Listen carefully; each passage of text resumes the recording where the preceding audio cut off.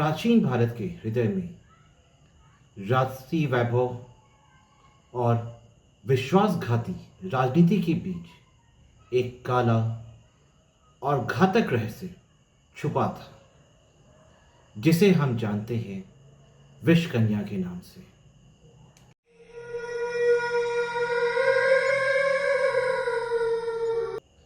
प्राचीन भारत की छाया में फुसफुसाहटें एक गुप्त हथियार के बारे में बातें किया करती थी। इन्हें स्टील से नहीं गढ़ा गया, बल्कि सुंदरता से संवारा गया, जिन्हें हम जानते हैं विषकन्या के नाम से।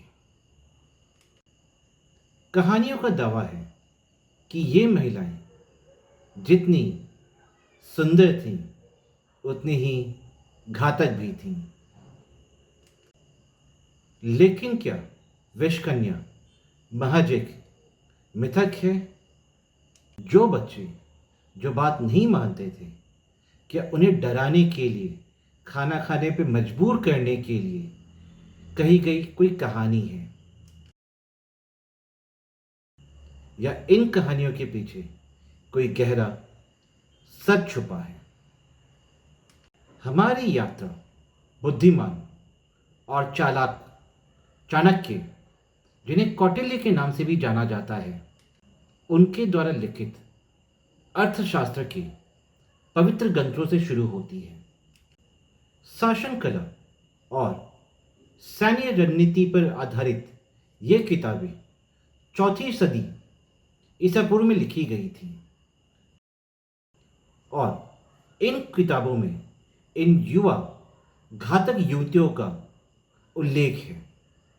इन किताबों में यह भी उल्लेख है कि कैसे इन युवा युवतियों को मौत का साधन बनाने के लिए प्रशिक्षित किया जाता है। एक दिन चाणक्य ने अपने राजा से कहा कि हमें अपने दुश्मनों को हराने के लिए साधन संपन्न और अथक होना चाहिए। एक विषकन्या जन्म से ही प्रशिक्षित और सभी जहरों से प्रतिरक्षित आपका सबसे घातक हथियार बनेगी।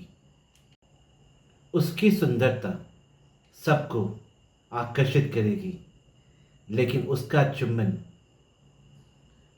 चुंबन सबको मृत्युदान देगा।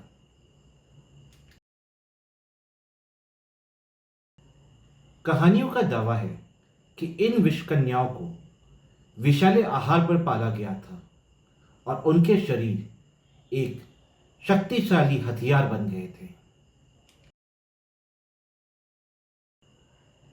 एक स्पर्श, एक चुंबन, यहां तक कि एक मोहक नजर, सब कुछ एक घातक हथियार सा बना हुआ था। कहा जाता है कि इन विषकन्याओं के पास एक अलौकिक सुंदरता थी, जो सबसे सावधान पुरुषों को भी मंत्रमुग्ध कर सकती थी। लेकिन उनकी सुंदरता एक घातक जाल थी। एक स्पर्श, एक चुंबन, और उनके शिकार का तुरंत और निश्चित मृत्यु को प्राप्त होना एकदम गारंटी था। युद्ध और राजनीतिक संघर्ष के समय एक विषकन्या अन्य की तरह एक हायर्ड हत्यारिन थी। उसके चुपके और घातक स्पर्श ने उसे एक दुर्जेय शक्ति बना दिया था।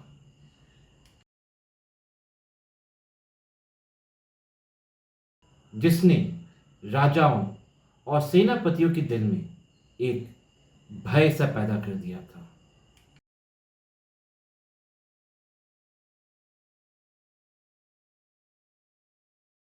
लेकिन खूबसूरती के पीछे एक रोंगटे खड़ा कर देने वाला सवाल हमेशा मंडराता रहता है।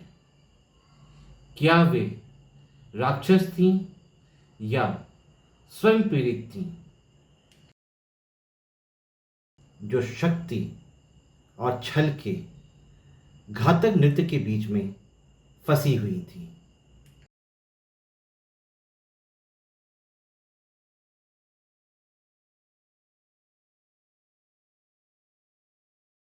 विष कन्या की पौराणिक कथा के बारे में जानने के लिए हमसे जुड़े और अभी ही हमारे चैनल को सब्सक्राइब करें। मिथ को फैक्ट से अलग करें और प्राचीन भारत की इन महिलाओं के पीछे की डरावनी सच्चाई को समझने का प्रयास करें।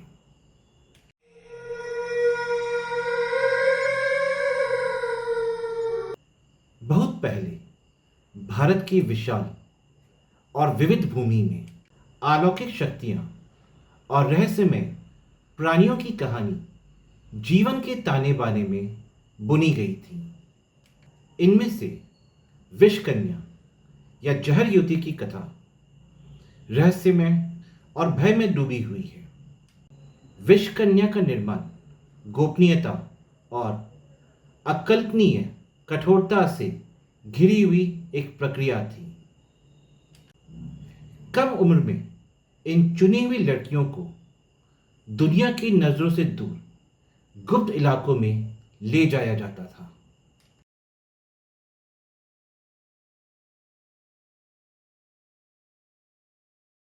एक जीवित हथियार बनने की उनकी एक यात्रा जहर की छोटी सी खुराक से शुरू होती थी।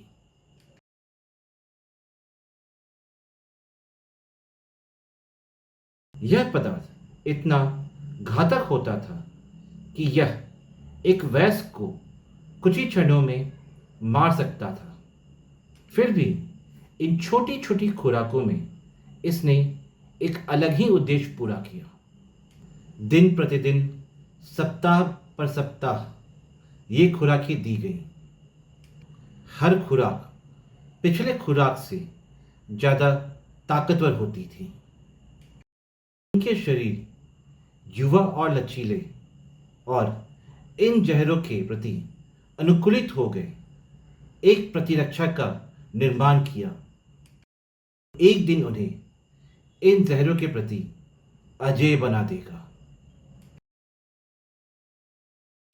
उनका प्रशिक्षण सिर्फ जहर खाने तक सीमित नहीं था।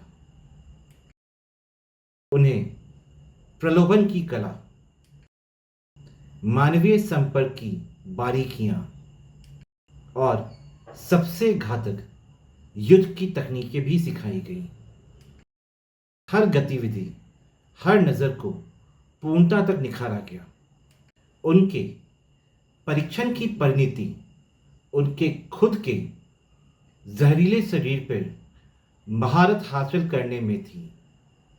यहाँ तक कि उनका एक छोटा सा स्पर्श भी एक घातक हथियार बन सकता है। थोड़े से संपर्क में जीवन को समाप्त कर सकता है। समय के साथ वे सुंदरता और आकर्षण के पर्दे के नीचे छिपी अपनी वास्तविक प्रकृति के साथ दुनिया में वापस लौटी। एक भी स्पर्श, एक भी चुंबन उनके लक्ष्य के विनाश का कारण बन सकता है। यहाँ मेरे दोस्तों, वह जगह है जहाँ तथ्य और कल्पना के बीच की रेखा धुंधली हो जाती है। और विद्वानों ने विष कन्या के इतिहास को लेकर के काफी लंबे समय से चर्चा की है। क्या ये जहरीली युवतियां वास्तविक थीं या केवल मिथ और स्टोरीज की रचना थी? अर्थशास्त्र में विष कन्याओं का उल्लेख है, लेकिन यह याद रखना जरूरी है कि यह एक रणनीति का पाठ था। अपने शत्रुओं में डर पैदा करने के लिए चाणक्य ने इस अवधारणा का प्रयोग एक साइकोलॉजिकल वेपन के रूप में किया होगा। आधुनिक विज्ञान इस सत्य को उजागर करने के प्रयास कर रहा है। क्या बार बार जहर के संपर्क में आने से इंसानों के बीच में जहर को लेकर इम्यूनिटी मिल सकती है। ये कहा गया कि कुछ पॉइजन के अगेंस्ट में ह्यूमन बॉडी के अंदर में इम्यूनिटी पैदा हो जाती है, लेकिन क्या ये सारी चीज़ें सभी पॉइजन के ऊपर एप्लीकेबल हो पाती हैं? इसका जवाब अभी तक नहीं मिल पाया है। ये हम भी जानते हैं कि कहानियाँ सत्य और हमारी कल्पना का एक मिक्स्ड रूप है। वे उन लोगों के डर, आशाओं और कल्पनाओं का प्रतिबिंब हुआ करती हैं। विष कन्या उन खतरों का प्रतीक हो सकती है जो सुंदरता और आकर्षण के पीछे छुपी हुई है। यह चेतावनी देने वाली कहानी है जो पीढ़ियों से चली आ रही है। इसीलिए शायद हम खुद को इस रहस्य के पीछे में हमेशा सोचते रहे हैं। क्या विषकन्या एक वास्तविक आकृति थी, जहर के कला में प्रतीक्षित एक घातक हत्यारिन थी, या बस एक मिथ थी जो मनोरंजन और शिक्षा की कहानी के लिए थी? मेरे दोस्तों, सच्चाई हमेशा के लिए छुपी रह सकती है और समय की धुंध में खोई रह सकती है।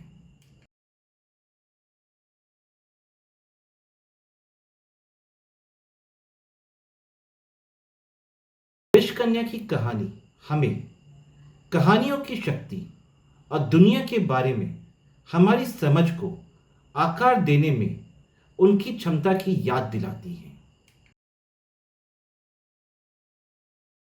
चाहे वे वास्तविकता में निहित हों या कल्पना के धागों से बुनी गई हों, ऐसी कहानियां पीढ़ियों के दिल और दिमाग को लुभाती रहती हैं। इसीलिए शायद हम खुद को रहस्य पर विचार करते हुए पाते हैं।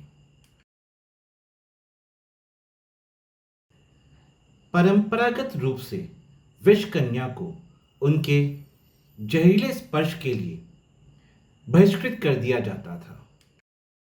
लेकिन क्या होगा अगर यह कोई अभिशाप नहीं बल्कि एक रूपक हो? इतिहासकार अब ये सुझाव देते हैं कि वे कमियागार या चिकित्सक रहे होंगे, जिनके पास उपचार और रक्षात्मक दोनों गुणों वाले शक्तिशाली पौधे थे। कल्पना कीजिए, जहर उन लोगों से अपने ज्ञान की रक्षा करने का एक तरीका हो, इसका दुरुपयोग करना चाहते हो। कहानियों ने विज्ञान के क्षेत्र में भी प्रवेश कर लिया है। जो अभी मॉडर्न साइंस के रिसर्चर्स हैं, वे ह्यूमन बॉडी के अंदर में पॉइजन के अगेंस्ट इम्यूनिटी और बॉडी को उसके अनुकूल बनाने की क्षमता पर रिसर्च कर रहे हैं। क्या ये जो रिसर्च हो रही है, ये हमारी इन कहानियों से जुड़ी हुई हो सकती है? कहानियों में मौजूद रहने वाला सांप अब यह सिर्फ डरावना नहीं रह गया है, यह प्रकृति और उसके सबसे शक्तिशाली वनस्पति के बीच में एक रहस्य को खोजने का काम कर रहा है। यह कहानी विष कन्या को राक्षसों के रूप में नहीं बल्कि एक भूले हुए ज्ञान के रूप में संरक्षित करते हुए चित्रित की गई है। उसकी सुंदरता में उसका सबसे घातक हथियार छुपा हुआ था, जो हमें यह याद दिलाता है कि हर चमकती हुई चीज सोना नहीं होती। कन्या एक चेतावनी और हथियार दोनों थी, एक ऐसी कहानी जो हमारे समझ के परे है। विषय कन्या की कहानी यद्यपि एक सच नहीं है, फिर भी इसमें एक सुंदर सच छुपा हुआ है। यह हमें याद दिलाता है कि मिथक अतीत की खिड़कियां हो सकती हैं, जो न केवल डर को दर्शाती हैं, बल्कि महिलाओं की छिपी शक्ति और प्रकृति से उनके संबंध को भी दर्शाती हैं। यह हमें कहानियों की दोबारा जांच करने और ऐसा करने में वर्तमान के लिए सबक खोजने का विषकन्या की कहानी कहानियों के स्थायी शक्ति का प्रमाण है। चाहे एक सचेतक के रूप में, छिपे हुए खतरों के प्रतीक के रूप में, या आकर्षण के आकृति के रूप में, वह पीढ़ियों के दिल और दिमाग को मोहित करते हुए कायम रहती हैं। और इसलिए जैसा कि आज हम अलग हो रहे हैं, विषकन्या की कहानी आपको याद दिलाती है कि अतीत और वर्तमान हमेशा एक दूसरे से जुड़े हुए हैं। कभी कभी हमारी प्राचीन कहानियाँ हमारी आधुनिक दुनिया की सच्चाइयों पर प्रकाश डालती हैं। फ्रेंड्स, आप क्या सोचते हैं? ये भी मैटर करता है। क्या विषकन्या महज एक पौराणिक रचना है, या इस प्राचीन कथा में सच्चाई छिपी हो सकती है? आप आज की इस दुनिया में विषकन्या की विरासत की व्याख्या कैसे कर सकते हैं? नीचे कमेंट सेक्शन में अपने विचार, अपनी कॉन्स्पिरेसी थ्योरी और अपनी सोच जरूर साझा करें।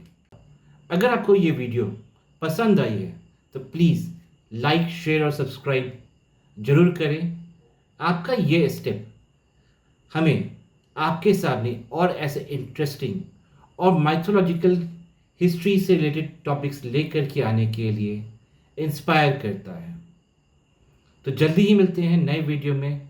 तब तक के लिए टेक केयर।